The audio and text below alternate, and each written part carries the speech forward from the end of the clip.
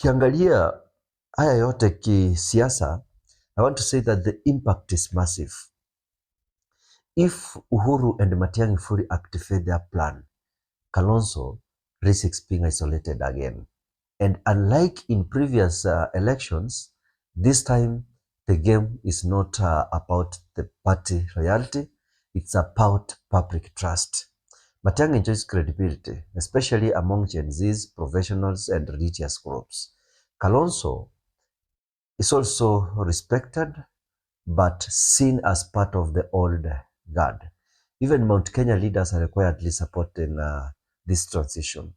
They view Fred Matiang'i as a leader who can balance between regions without bias, a bridge between Uhuru's legacy and the next generation.